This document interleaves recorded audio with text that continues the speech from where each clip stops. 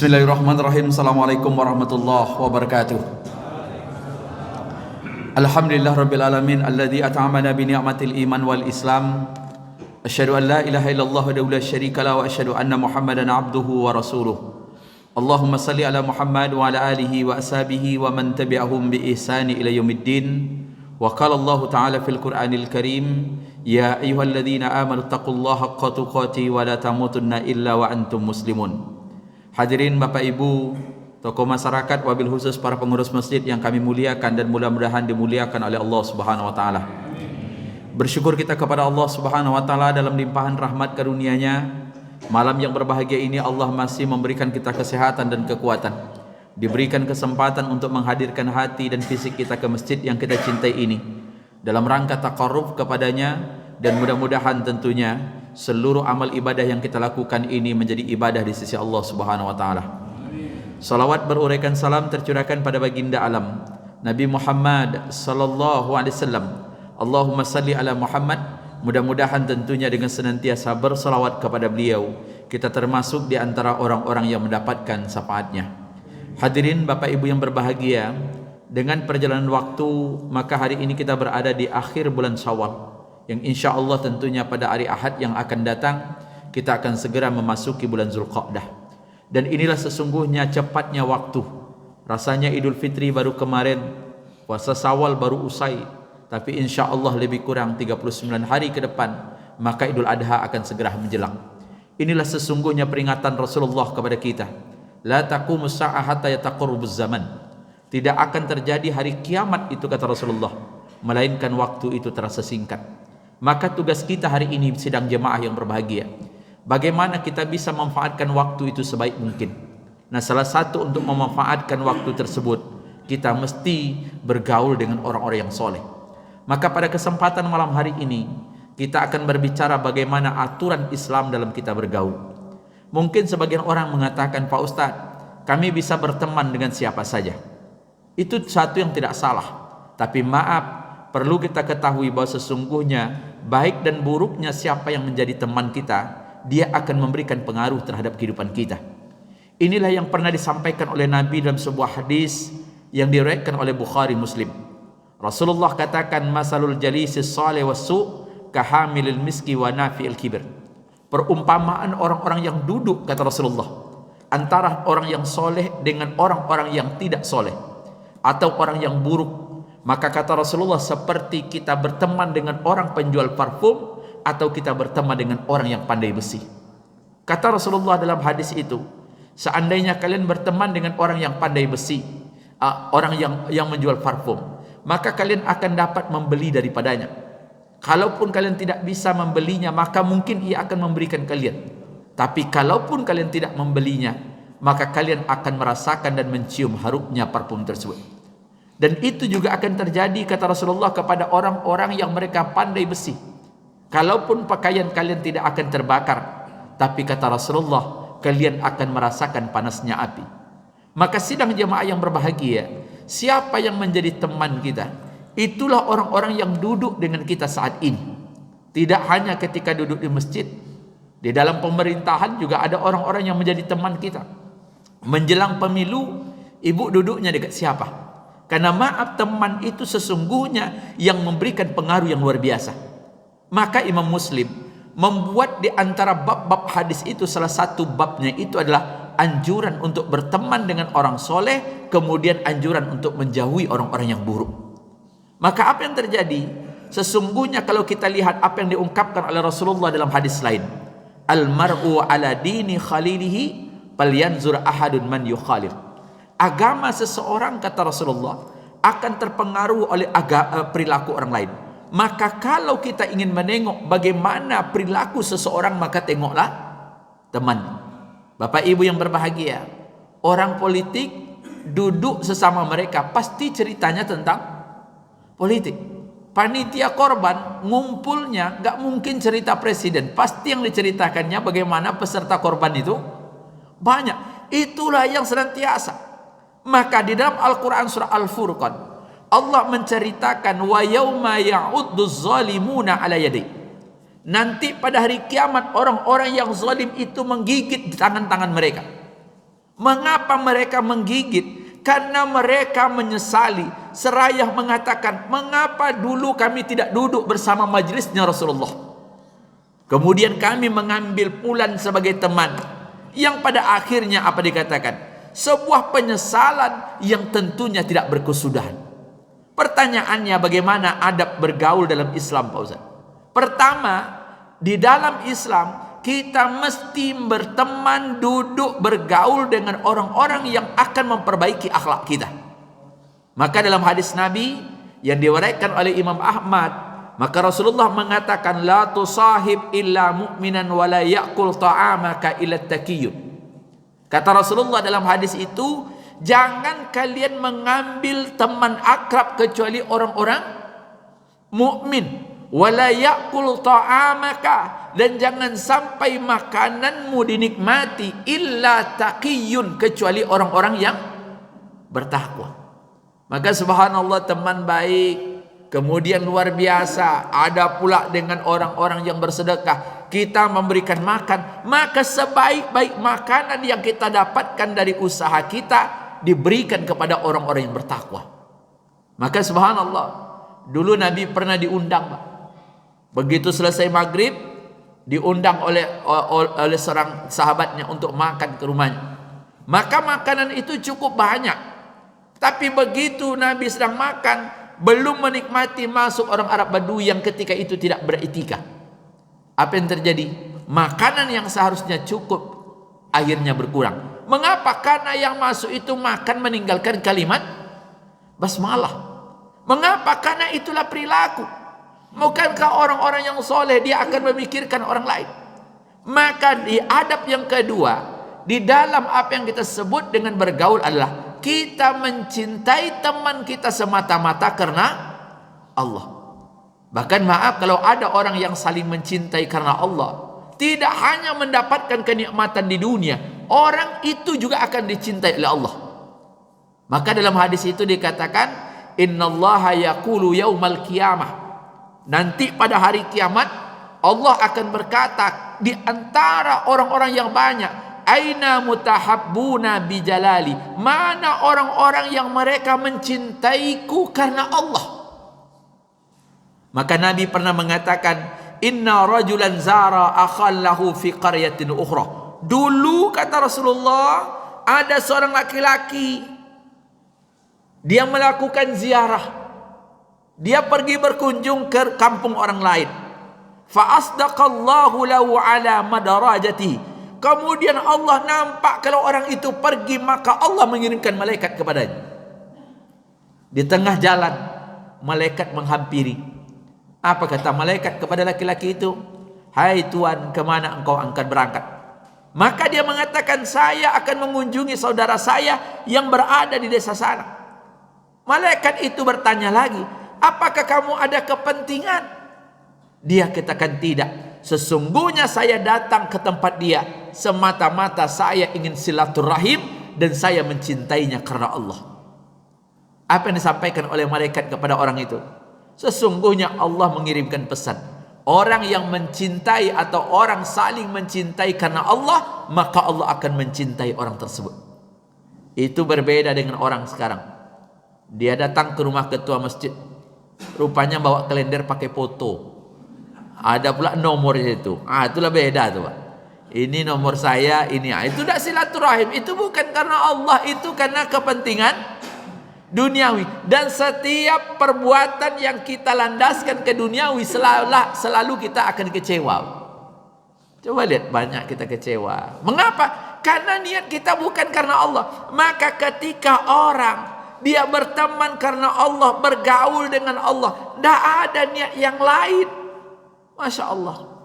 Samalah bapak-bapak kemarin yang pulang kampung, bagi mereka yang punya kampung. Dari Pekanbaru naik sepeda motor. Sepeda motor itu aturannya berdua boleh di atas. Ini bertujuh sama barang-barang. Apa yang dia cari ke kampung? Pak Ustadz, kami ke kampung. Di kampung itu masih ada emak kami. Masya Allah. Semangat apa yang dia dapatkan? Semangat ziarah itu. Gak ada niat lain. Walaupun nanti di kampung rasa capeknya lelah, tetapi maaf, nilainya itu dicintai oleh Allah. Cinta mana yang lebih abadi kecuali Allah mencintai kita? Sebab maaf, cinta manusia itu kebanyakan penuh dengan kepalsuan. Masya Allah. Sebelum duduk dia katakan kami ini adalah saudara bapak juga. Kalau lah duduk kenal pun ditanya saudara ini siapa? Alah beda pertanyaan. Dulu dibilangnya awak saudara, sekarang pertanyaannya saudara siapa? Itu beda tuh Pak. Nggak sama kalimat itu. Nah yang ketiga apa? Di antara adab kita berteman atau bergaul, menampakkan senyum, berkasih sayang, berlemah lembut sesama kita. Ketemu orang senyumlah.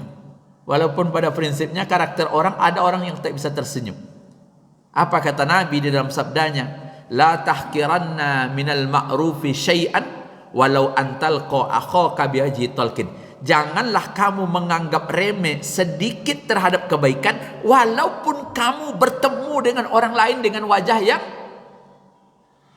yang senang, yang berseri-seri. Masya Allah. Ini asal datang orang ke rumahnya, Masya Allah, mukanya dah kayak jeruk perut, masam di luar, apalagi di dalam. Orang tadi nak silaturahim, nengok muka dia hilang. Maka dikatakan, bahkan Rasulullah mengatakan, kullu ma'rufin sadaqatun wa man ma'rufin antalqa akhaka biwajhi talqin. Setiap kebaikan itu, kata Rasulullah, adalah sedekah, dan di antara kebaikan itu, kata Rasulullah, kamu bertemu dengan saudaramu dengan muka yang senang. Nampak orang tegur, Pak, Assalamualaikum, apa kabar? Lama rasanya tak bersua, padahal memang belum pernah bersua, Pak. Subhanallah, apa kabar? Kalaupun maaf, nampaknya tak kenal, kita mengucapkan Assalamualaikum.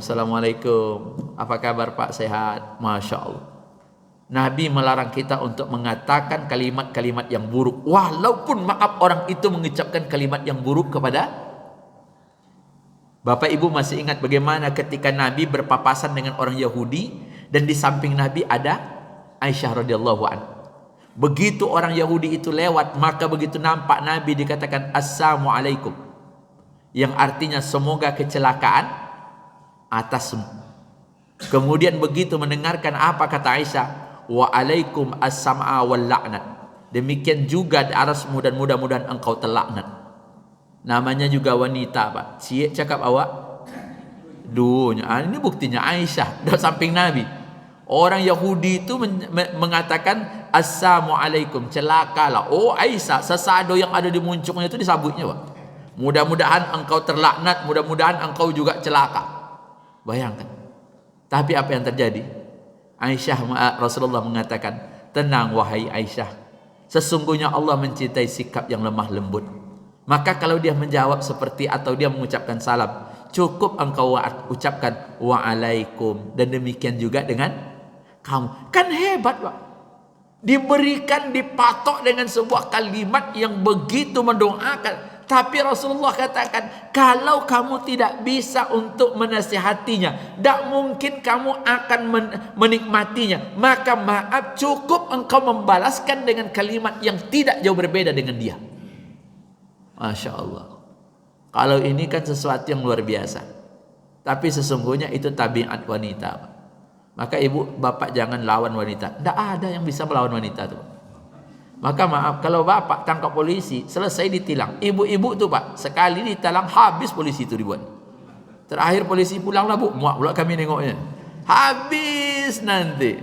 Maka luar biasa, ada saja. Subhanallah, sikap lemah lembut. Maka dikatakan harrama 'alan nari kullu hayyinin layyinin sahlun qaribun minan nas. Dalam hadis Nabi itu mengatakan harrama 'alan nar, diharamkan atas api neraka itu, pertama hayyinun, orang yang memberikan kemudahan. Kadang-kadang ada orang yang suka mempersulit. Bahkan ada sebuah kalimat, kalau bisa dipersulit mengapa dipermudah. Tapi apa kata Rasulullah? Allah mengharamkan orang yang memberikan kemudahan dalam urusan orang lain. Layyinun, layin itu lemah lembut, orang yang lemah lembut. Yang berikutnya qaribim minan nas, orang yang senantiasa mudah berakrab dengan lain. Ada memang Pak, dalam hidup itu orang-orang mudah akrab. Tapi ada juga orang-orang tidak bisa berteman kecuali orang-orang tertentu. Maka ini menunjukkan subhanallah, salah satunya orang yang senantiasa berbuat baik. Dalam hadis lain dikatakan tasafahu yasabul ghillu. Sering jabat tanganlah kalian maka hilangnya rasa dendam. Tahadu wa tahabu, saling memberikan hadiah. Jadi maaf, kita disuruh memberikan hadiah. Bahkan Nabi melarang kita untuk menolak hadiah. Tapi maaf, berusahalah untuk membalas hadiah. Tapi jangan berharap balasan dari hadiah yang kita berikan. Kalau Bapak berharap hadiah, nanti saya kasih dia hadiah, kemudian nanti saya dikasih itu tidak hadiah. Dari dia menjadi riswah, sogok. Ibu, saya kasih ibu mukena, tapi nanti jangan lupa ya, bulan Februari tahun 2024. Itu kasusnya beda itu riswah. Riswah itu sogok. Kemudian apa? Yang keempat, di antara adab kita bergaul disunnahkan untuk memberikan nasihat. Ini yang sulit hari ini, Pak. Sulit sekarang. Sekarang sulit. Kalau Bapak dinasihati orang, dianggapnya kita tidak senang dengan dia. Maaf, kalau kita ada orang salah, kita ingatkan, bisa jadi kita dijadikannya musuh. Subhanallah, nampak orang salah saja, maka akibatnya hari ini orang diam saja. Padahal maaf, kalau kita tengok Nabi mengatakan ketika diungkapkan oleh Jabir bin Abdullah, apa kata Jabir? Bayatu Rasulullah sallallahu alaihi wasallam. Saya pernah melakukan baiat kepada Rasulullah, sumpah setia. Apa kata Rasulullah? Iqamis shalah, dirikan salat, wa itaiz zakat. Kemudian apa kata Rasulullah? Bayarlah zakat. Wantusik likulil muslim. Kemudian kata Rasulullah, saling menasehatilah kamu sesama muslim. Jadi kalau ada kita diberikan nasihat, Pak, bersyukur, artinya orang itu cinta. Maka dikatakan dalam sebuah hadis itu, ad-dinun nasiha, agama itu adalah nasihat. Sahabat bertanya, bagi siapa ya Rasulullah? Lillahi wali kitabihi wali rasulihi wali immatil muslimin ammah.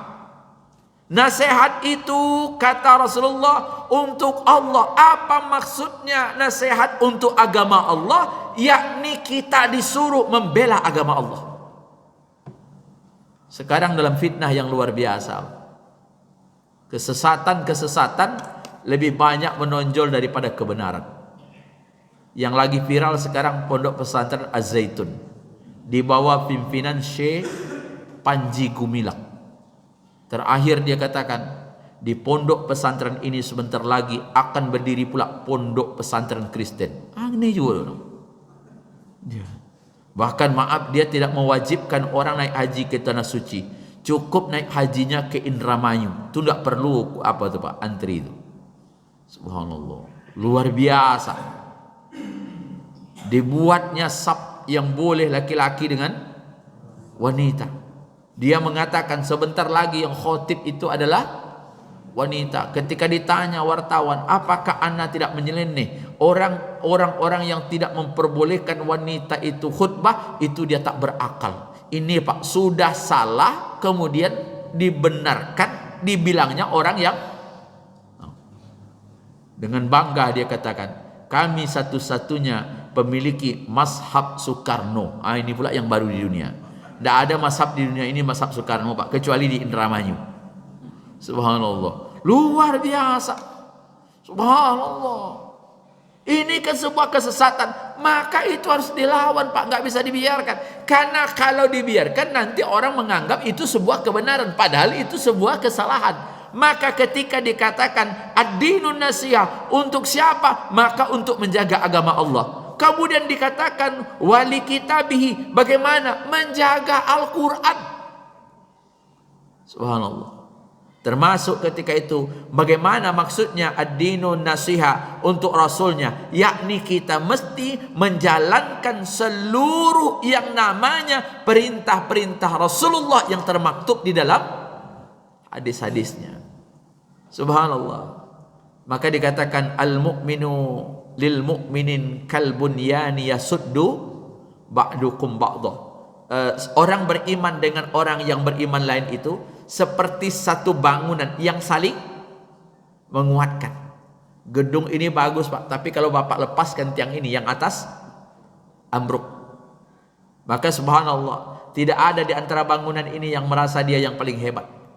Tidak ada kan dinding, kami yang paling hebat, kami pakai keramik. Nanti kalau dinding sombong, lebih sombong lagi yang namanya fondasi. Kalau tidak ada kami, kalian tak ada. Maka seluruh kaum muslimin itu seperti itu. Maka dulu ada cerita seorang yang naik kapal dengan orang lain, yang dia sulit untuk mendapatkan air karena dia berada pada dek yang paling bawah. Untuk mandi dia harus ke atas. Maka dia berinisiatif, bagaimana agar kita lebih mudah untuk mendapatkan air, karena kita paling dekat dengan air, kita lobangi saja yang namanya kapal. Coba kalau dibiarkan kapalnya karam. Bukan hanya dia yang karam, tapi satu kapal. Maka dikatakan agar orang-orang mukmin itu menjadi kuat, kita harus memberikan nasihat. Tetapi maaf, itu tadi dilema hari. Subhanallah, luar biasa menasihati orang lain. Guru hari ini sulit untuk mendapatkan menasihati anak. Orang tua apatah lagi. Bahkan maaf, guru pun tidak bisa menghukum anak. Salah-salah hukum, dulu kalau ada anak dimarahin gurunya, pulang ke rumah, maka yang kena marah anak. Kalau sekarang siapa yang kena marah? Oh, guru Pak. Demo wali murid, anak kami dipukul oleh guru tuh. Apa kata wali murid? Seluruhnya kami sepakat agar dia dipindahkan. Tidak lama setelah itu guru itu pindah. Subhanallah. Padahal yang salah adalah anak. Itulah sebuah kehidupan hari ini Pak. Subhanallah, coba tengok yang viral-viral itu. Dia yang salah, dia yang marah. Dia yang berutang, yang dilaporkan orang yang tukang pinjam. Itulah hidup hari ini Pak. Subhanallah, luar biasa. Nah yang keenam, apa yang dilakukan? Adab bergaul, sesama saudara harus saling merendahkan. Tidak boleh menunjukkan kesombongan. Maka selalu dikatakan, berbicaralah dengan orang lain biqadri uqulihim, sesuai dengan derajat kemampuan bahasanya. Maaf, Bapak kalau ketemu orang kampung, jangan cerita tentang pesawat terbang, tidak ada guna samanya Pak. Oh, pesawat Lion itu kalau naik enak. Bapak tuh aja nengok lapangan pesawat aja belum ada. Tidak usah cerita bisnis. Bahkan maaf, dengarkanlah apa yang menjadi pemikiran, walaupun kemungkinan apa yang dia ngerti Bapak akan paham. Orang sekarang luar biasa. Subhanallah, duduk di bengkel Honda aja ceritanya maaf sudah sampai langit ke-7. Nikmati Pak, tidak boleh sombong. Subhanallah. Maka maaf, selalu dikatakan Nabi itu menyesuaikan dirinya dengan keadaan. Innallaha auha ilayya antawadhu hatta la yabkhara ahadun ala ahadin. Apa kata Rasulullah? Sesungguhnya Allah memerintahkanku, dan ia menyebutkan hadis dari Hasim, dan Allah mewayukan agar kalian saling merendahkan diri dan tidak seorang pun yang membanggakan diri. Biasanya Bapak Ibu yang berbahagia, orang yang sombong itu tidak tahu siapa dirinya. Begitu dia bicara, kau tahu enggak siapa saya? Kan enggak sadar diri dia. Bertanya dia kepada orang lain, siapa? Kau tahu enggak siapa saya? Untung orang itu, Bapak mabuk ya. Orang tak tahu diri itu kan biasanya orang mabuk. Orang bertanya, kamu tahu enggak siapa saya? Untuk apa pula? Subhanallah. Enggak usah cerita duit banyak di depan orang-orang yang tidak punya harta. Masya Allah, jangan cerita makan enak di tengah orang-orang yang tidak punya makanan yang ada di rumahnya. Kalaupun orang cerita, terserahlah. Cukup kita menjadi pendengar setia. Maka subhanallah, pergi ke kampung yang dipegangnya iPhone Pro Max yang harganya 14 juta. Bapak tahu enggak berapa harganya? Orang kampung itu tidak perlu harga, punya handphone yang penting, Masya Allah, luar biasa. Maka maaf, biasanya orang-orang sosialita itu hanya berteman dengan orang-orang Sosialita. Ibu-ibu karir ketemu dengan ibu-ibu karir. Ceritanya tidak jauh dari skincare. Harganya luar biasa. Perawatan kulit, ya Allah, mengecilkan pori-pori. Ya Allah. Mulutnya merah tapi kata-katanya menyakitkan. Kita tidak butuh mulutnya diperindah, tapi maaf, setiap ngomong tercatat sebagai dosa, Pak. Masya Allah, luar biasa. Saya ketemu seorang kawan, apa sakitmu? Saya diponis Pak Ustaz. Apa dia katakan? Diponis saraf terjepit. Itu apa obatnya? Dulu sampai ke Melaka saya Pak Ustaz. Sekarang luar biasa. Pesan dokter cuma dia katakan, kalau begitu coba rubah cara tidur Bapak. Dia katakan, Bapak selama ini pakai tidur pakai spring bed. Sekarang coba tidur dengan kasur kapuk. Kembali ke zaman dulu Pak, yang banyak kepinding itu. Rupanya kepinding itu yang mau jadi obat apa tuh Pak? Obat surat terjepit. Digigit-gigitnya kan gagal-gatal gitu. Sekali seminggu dijemur. Ya Allah, dulu kita bangga betul dapat spring bed. Yang ada pernya, tidak perlu dijemur, lembut. Sekarang udah sakit disuruhnya pakai tilam. Ya Allah, pokoknya setiap pagi cari kutu busuk tuh, manalah kepinding. Subhanallah. Dengan alasan bahwa maaf, badan kita lebih. Subhanallah. Luar biasa. Maka dikatakan, maaf, maka kalau ada orang-orang, Bapak sedekah, ketemu orang sedekah, nggak usah cerita tentang duit banyak. Maaf, orang-orang yang miskin itu nggak perlu bertanya berapa harta kekayaan kita. Tapi yang dia butuhkan ketika kita bertemu dengan dia, kita berikan hadiah. Mana qasad sadaqatun min malin. Tidak akan berkurang harta yang dikeluarkan sedekah. Kalau Bapak pulang kampung bawa duit, bagi-bagi duit. Tahun besok ditanya di telepon Bapak, kapan Bapak pulang kampung? Sebenarnya basa-basi, ada duit enggak untuk saya, kan gitu Pak. Tapi kalau Bapak pulang kampung tak banyak duit, sudah dari kampung bawa lagi buah-buahan yang ada di kampung. Apa kata orang kampung? Cukup sekali ini kau pulang, besok enggak usah lagi. Habis nampaknya buah-buahan kami. Subhanallah. Kemudian yang ketujuh, apa adab kita bergaul? Yakni berakhlak mulia. Lam yakun Nabi sallallahu alaihi wasallam fahisha. Adalah Nabi orang yang tidak pernah berbicara dengan kalimat yang jorok walaupun sekali. Jadi maaf, di antara orang yang berakhlak itu dia terukur bicaranya, Pak. Apa yang akan keluar, sehingga maaf, apa yang diharapkan, setiap kalimat yang ada dalam dirinya, subhanallah, kalimat-kalimat yang indah.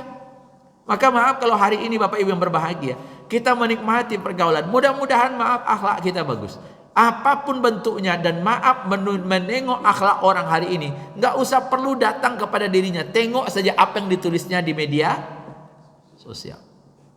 Nah yang berikutnya apa? Adab bergaul, berbaik sangka kepada orang lain dan tidak memata-matainya. Allah di dalam Al-Quran, di dalam Al-Quran dan juga dalam hadis itu lebih tegas mengatakan, iyyakum wazanna fa inna zanna aksabul hadis.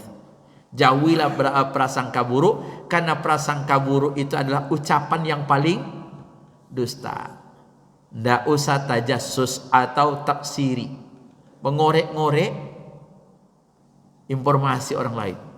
Tetangganya dicari apa kekurangannya, tidak usah. Ibu tidak usah. Untuk apa kita tahu? Ada orang punya suami tidak pulang-pulang, tidak nampak di rumahnya, ditanya pula, Bu, kok suami ibu tidak pulang-pulang? Emangnya apa hubungannya dengan kita? Ada pula suami itu tidak kemana-mana, ditanya, masa suami ibu tidak keluar rumah? Ada apa? Untuk apa? Subhanallah. Ini bisa menjadi penyakit nih Pak. Karena apa-apa yang sekarang dikatakan terlampau kepo, ingin tahu urusan orang lain, apapun yang terjadi. Ada tamu ke rumah orang itu ditanya, siapa tadi yang datang ke rumahmu? Untuk apa kita tanya? Subhanallah. Dia berutang Pak Ustaz, utang itu urusan dia, jangan ditambah-tambah.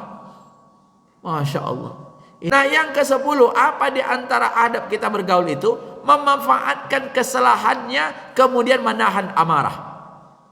Kalau kita tengok ayat Al-Quran itu, satu di antara sifat orang bertakwa itu, wal kadzibinal ghaiza wal afina anin nas. Bisa memaafkan, menahan amarah, kemudian bisa memaafkan. Maka kalau ada orang yang memberikan pernyataan begini-begini, maka seharusnya kita akan memaafkan. Maaf Pak, saya tak datang hari ini karena ada gini. Udah terima. Oh ya, walaupun bisa jadi apa yang disampaikan itu kebohongan Pak. Maaf, saya tak datang hari ini karena istri saya sakit. Padahal istrinya tidak ada lagi Pak. Subhanallah. Terima saja. Oh, masalah dia berbohong itu urusan dia, nggak usah dicari-cari. Pokoknya dia sudah memberikan alasan. Maka subhanallah, selalu dikatakan kalau kalimat-kalimat itu maafkan. Dulu saya pernah cerita mungkin dengan bapak-bapak, bagaimana terpukulnya Rasulullah ketika pamannya Hamzah bin Abdul Muttalib dibunuh oleh Wahsy ketika perang Uhud. Dibunuh, ditombak, dibawa perutnya sampai tombak itu di antara kedua pahanya. Setelah itu dadanya dibelah dan dikunyah-kunyah hatinya oleh Hindun. Tapi maaf, apa yang terjadi? Sebelum Rasulullah wafat, Wahsy mendapatkan hidayah. Dia masuk Islam ketika di Taif. Satu ketika orang berkata kepada Wahsy, ya Wahsy, kalau engkau ingin selamat, datanglah kepada Nabi Muhammad. Awalnya dia takut, tapi akhirnya dia memberanikan diri, datang ke Madinah. Apa kata Rasulullah? Siapa engkau? Saya Wahsy ya Rasulullah. Apakah engkau dulu yang membunuh pamanku? Iya. Ceritakanlah. Duduk di depan Rasulullah itu diceritakan. Setelah itu apa kata Rasulullah? Celakalah engkau. Saya sudah maafkan engkau. Tapi mulai hari ini saya tidak berkenan engkau berada di depanku. Maka semenjak itu Wahsy tidak lagi pernah melihat berhadapan langsung secara Rasulullah. Kalaupun nampak, mungkin nampak jauh. Masya Allah. Bayangkan Pak, Rasulullah mendapatkan tekanan yang begitu kuat. Paman yang paling ia cintai dibunuh oleh orang, tapi dia bisa memaafkan orang yang membunuh.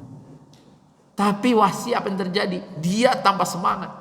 Ketika Rasulullah wafat, maka timbullah nabi palsu namanya Musailamah Al-Kadzab. Siapa yang membunuh Musailamah Al-Kadzab? Wahsy. Apa kata Wahsy? Tombak yang saya gunakan ini adalah tombak yang pernah membunuh orang yang paling dicintai oleh Rasulullah, sekaligus orang yang paling dibenci. Rasulullah memaafkan. Apatah lagi kita hari ini. Walaupun memaafkan itu biasanya lebih berat daripada meminta maaf. Bahkan ada sebuah kalimat, tiada maaf bagimu. Masya Allah, luar biasa. Kalimatnya sudah dikasih titik, tiada maaf bagimu. Masya Allah. Bahkan zaman sekarang orang dengan anaknya pun berkelahi macam mana. Masya Allah. Kemudian apa yang tidak kalah pentingnya, nasihat kita bergaul sesama kita dilarang hasad. Hasad itu apa? Iri terhadap nikmat yang diberikan kepada orang lain. Tapi hasad itu ada dua. Satu hasad terpuji, yang kedua hasad tercela. La hasada illa ala isnatain. Tidak ada hasad itu kecuali kepada dua. Rajulun atahullahul kitab wa qama bihi ana al-lail. Pertama, kita boleh hasad kepada orang yang diberikan oleh Allah pemahaman ilmu, kemudian dia amalkan dan setiap malam dia mendirikan salat. Wa rajulun a'ta'allahu malan fahuwa yatasaddaqa bihi. Yang kedua dia katakan orang yang diberikan oleh Allah nikmat, kemudian nikmat rizki itu ia senantiasa bersedekah pagi dan siang. Itu boleh kita iri. Nampak orang suka sedekah, ya Allah, saya ingin pula seperti orang itu. Itu boleh. Itu hasad boleh. Atau kita nengok, ya Allah, ibu itu rajin ke masjid. Malam hari dia berpuasa, siang hari dia rajin untuk sholat berjamaah. Jangan ditengok dari sisi dunia. Kacau kita nanti. Maaf, dunia ini tidak pernah memberikan kepuasan, Pak. sebanyak apapun harta yang kita miliki, sebanyak apapun pangkat yang kita sandang, maka pada akhirnya seluruhnya akan kita tinggalkan. Tidak ada orang mati yang membawa pangkat. Jenderal saja nggak pernah saya tengok dikuburkan dengan kain pakaian jenderalnya. Pokoknya kalau orang sudah mati, seluruh pakaiannya ditinggalkan. Kalau ada orang makam pahlawan, paling-paling di depannya ada foto. Nggak tahu juga, untuk mengingatkan orang, ini loh fotonya. Begitu sudah dikuburkan, apakah fotonya ditinggalkan? Foto aja tidak boleh di apa, Bu? Oh, biar Pak Ustadz agar nanti malaikat menanyanya agak takut sedikit. Tidak ada ceritanya. Subhanallah. Orang kaya, subhanallah, kuburnya juga sama, Pak. Dalam tanah. Ukurannya 1x2. Dan itu kuburan sama. Bapak kuburan di Akap atau di Rumbai atau di Jakarta Sandiago Hill yang mahal itu, tetap juga yang nama kuburnya dalam tanah. Dan kita hidup sendiri-sendiri, Pak. Jadi maaf kalau ada bapak sekarang, Pak Ustadz saya hidup sendiri, itu namanya gladi resik menjadi kematian, Pak. Oh Pak Ustadz saya kesepian, besok ada tempat yang lebih sepi, maka maaf belajarlah bapak hidup sendirian. Nanti ditinggalkan, Pak. Begitu sudah dikapani, dimasukkan, dihimpit, sudah itu orang berdoa. Begitu berdoa pulang dari rumah, anak kita menuliskan di Facebooknya, selamat jalan ayah. Itu cuma yang dia tulis, Pak. Disangkanya awak jalan-jalan, maka diselamatkan jalan. Padahal awak menghadapi fitnah kubur. Begitu 3 hari ditulisnya, ayah kami rindu dengan ayah. Ya Allah. Awak mati orang makan rumah awak. Orang deh enak betul makan. Padahal awak yang mati yang makan enak dia pula, Pak. Hati-hati. Maka subhanallah, mudah-mudahan kita menjadi sahabat yang terbaik. Paling tidak di antara apa yang ingin kita sampaikan, mari kita saling tanasub, watawasau bil haqqi watawasau bis sabr. Dan mohon maaf kalau kita dinasehati orang lain, jangan kita merasa tersinggung. Maaf, mengapa banyak orang lepas dari jabatannya, kadang-kadang dia sakit karena dia tidak bisa menerima kenyataan pasca dia pensiun. Saya ketemu seorang pejabat pas malam Kamis. Dia katakan, Pak Ustadz, kami yang pernah menjabat kepala dinas ini banyak penyakit kami sesungguhnya, Ustadz. Ngapa? Karena dulu kami terhormat. Kalau kami datang, sepatu kami dibawa oleh ajudan. Coba Pak, datang Pak Wali ke sini, yang tukang pegang sandalnya tidak sholat, Pak, megang sandal itu kan ajudannya, Pak. Coba Bapak kalau tengok, dia tengok, begitu Bapak mau keluar, Pak Wali itu langsung ditaruh sandal, ini sandal Bapak. Begitu dia berhenti jadi presiden, siapa pula nak megang sandal itu lagi, Bu? Mulai datang penyakit. Dulu pintu mobil dibukakan, Pak, silakan masuk. Sekarang Bapak mantan presiden itu nyuci mobil sendiri, ya Allah, pakai seraba pendek. Apakah tidak penyakit datang? Itu yang membuat orang sakit, ada sindrom yang dapatkan. Maka mudah-mudahan bersyukurlah kita orang seperti kita nih. Subhanallah. Tidak dihormati orang, alhamdulillah. Karena dari dulu juga tak ada orang menghormati awak. Jadi biasanya orang-orang seperti Bapak ini yang nampaknya umurnya panjang. Akhirnya saya ketemu sebuah buku yang ditulis oleh Dadang Hawari. Apa dia katakan? Satu di antara orang yang berusia panjang itu orang yang taat di dalam beribadah. Jadi maaf, biasanya dia katakan orang yang suka ke masjid itu rata-rata usianya panjang. Maka itulah bapak-bapak yang di atas usia kan 60 tahun. Nah, itu tanda panjang itu, Pak. Yang muda-muda itu belum datang dia karena umurnya belum panjang. Mudah-mudahan ada manfaatnya. Assalamualaikum warahmatullahi wabarakatuh.